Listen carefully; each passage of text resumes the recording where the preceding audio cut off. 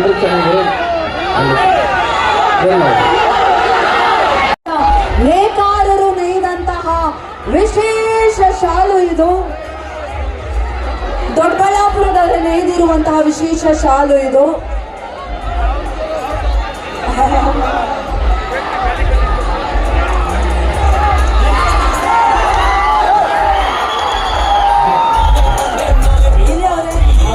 ಒಂದೇ ನಿಮಿಷ.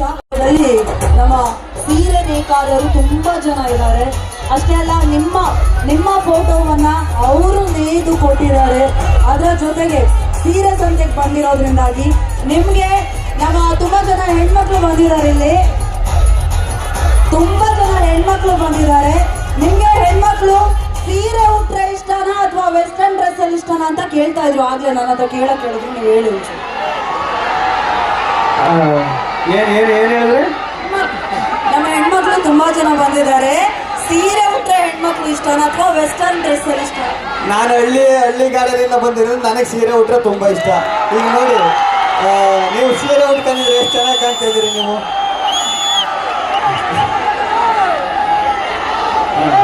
ಇಲ್ಲೇ ಇರ್ತೀನಿ ಕನ್ನಡ, ಇನ್ನೂ ಇಲ್ಲೇ ಇರ್ತೀನಿ ಕನ್ನಡ.